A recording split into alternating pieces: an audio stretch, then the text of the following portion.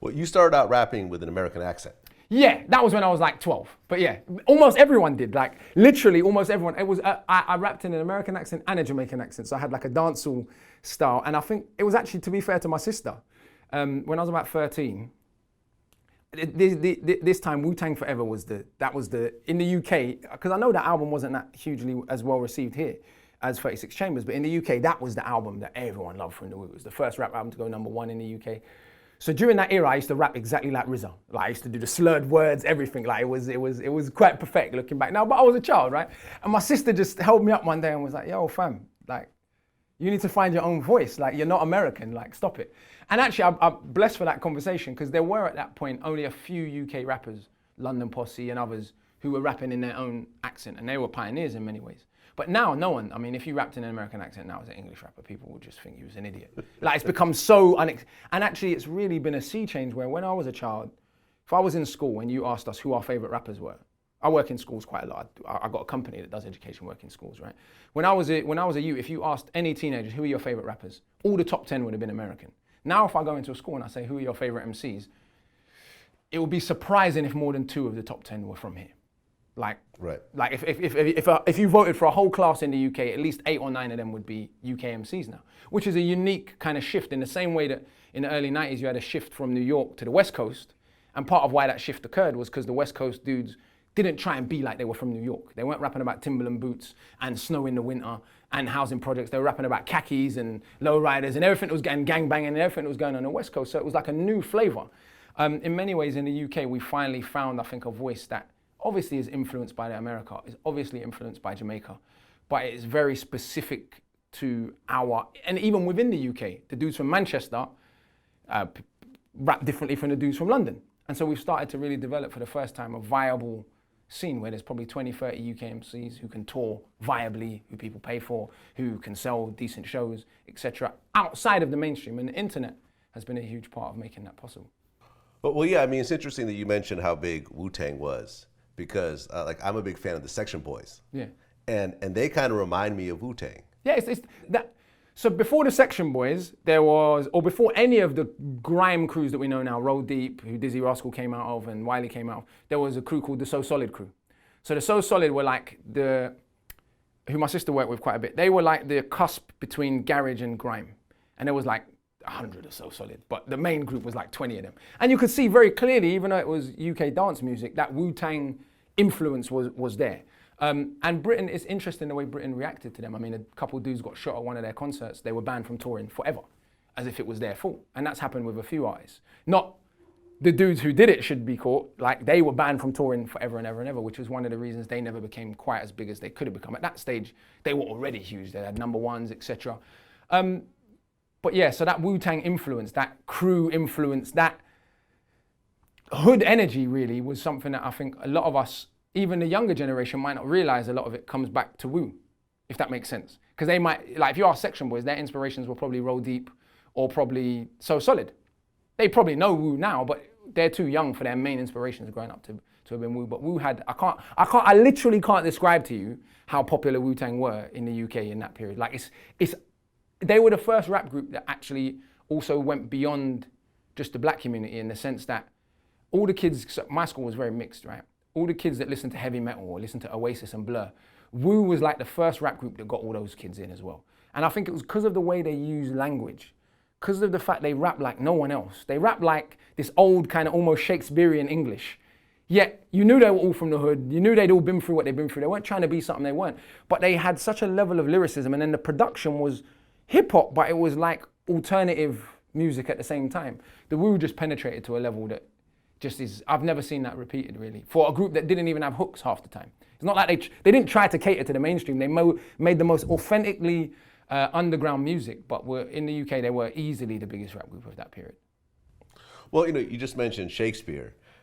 Tell me about the whole Black Shakespeare thing that you came up with. Yeah, so I wrote a song called Shakespeare about 2005, which is actually like was the only song of mine that's actually been played on mainstream radio in the UK, like in the daytime. So I get some plays, but usually because of my political content and stuff, it's in the evenings and stuff like that. You can rap about loads of other stuff, but if you rap about politics, there's still a sense that, oh, it's not radio friendly or whatever. But it doesn't matter because we're able to tour viably. But with with Shakespeare, because of that song, I was on radio a year later, and I was challenged by a radio DJ. He gave me a list of 27 Shakespeare plays to put in a freestyle, and he gave me like 10 minutes. Luckily I did it, otherwise it would have been kind of embarrassing. But then we made a song out of that. And during that whole time, see, one of the things I'd always admired about hip hop, I saw KRS-One give a lecture when I might have been 7 or 8 or whatever it was, when he was doing the whole edutainment thing. I remember at this time, as I said, I don't know if I mentioned, my stepdad was a stage manager of London's leading kind of African Caribbean theatre. So I saw Angela Davis talk there. I was exposed to a lot of cultural stuff. So I always wanted to use hip hop also as a force for education. Because for me, part of what kept me in school was WuTang. Like reading WuTang lyrics was literally, I wrote out the lyrics to all 28 tracks on WuTang Forever by hand with annotations. And I went and did research. Remember, this is before internet was that common in schools, right? So I always wanted to use the power of hip hop as a force for knowledge and for self-knowledge. And so what we did was we started a company called the Hip Hop Shakespeare Company, which in the UK and in most English-speaking countries and even non-English-speaking countries, you have to study Shakespeare. It becomes part of the curriculum. And for a lot of people, like in the UK, Shakespeare's become the ultimate symbol of kind of class and race intimidation. He's like the ultimate symbol of what symbolizes Britain's kind of white greatness almost. Even in the colonies, he was often used in that way, you know, imposed as like this is what shows that we are smarter than the entire rest of the world. But the fact of the matter is, in Shakespeare's time, 92% of his audience was illiterate. He was outside of the city on the south side with the bear baiting and the prostitution. Even though he was kind of in there with the establishment, theatre was still seen as kind of subversive. And so one of the things I wanted to do was take this kind of elitist symbol and subvert it and say, well, hold on a minute. And it's very conceivable to me. You can already see it. There's been books written about Illmatic. There's been books written about Tupac. Tupac's taught here. And so 300-400 years from now, who will be seen as the most popular poets of this era? Without question, it will be probably African-American hip-hop artists. It'll be Nas, it'll be WuTang, it'll be Saul Williams, it'll be Lauryn Hill.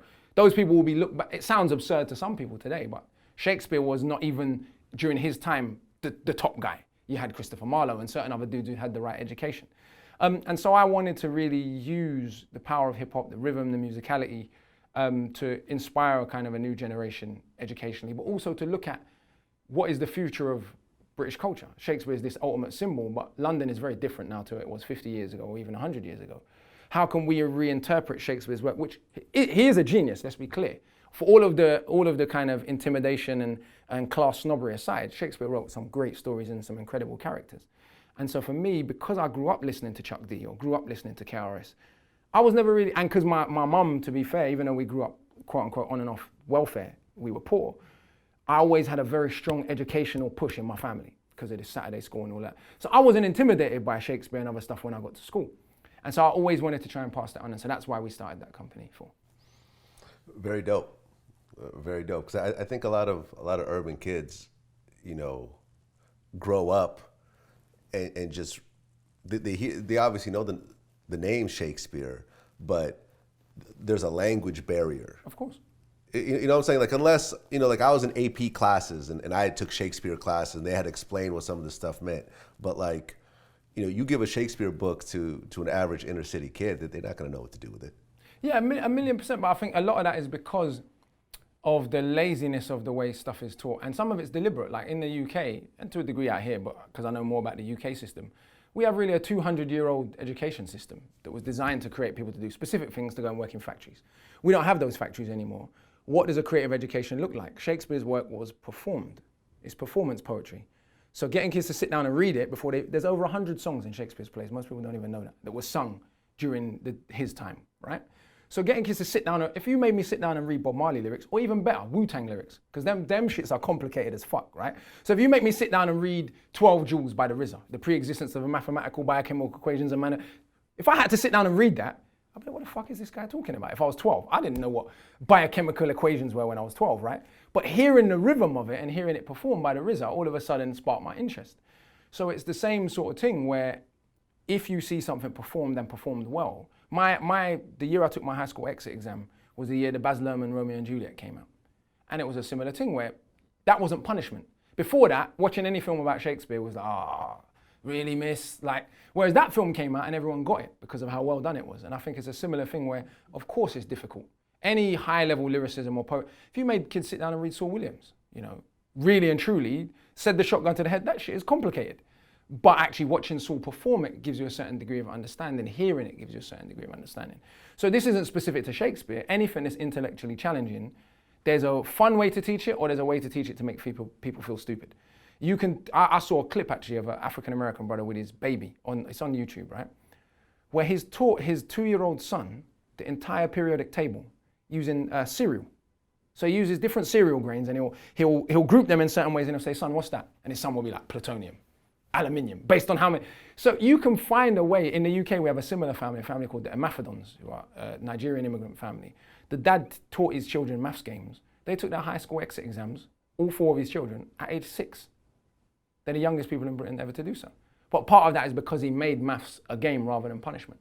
So I think there's a lot of tricks we're missing in terms of the kind of value of rhythm, the value of song to memorizing things and to teaching. And I think just in general, we have an education system that's dictatorial. The teacher, rather than saying, I don't know everything, let's work together and figure it out, we still have a system that says, I know everything, you're the student, you should listen to me.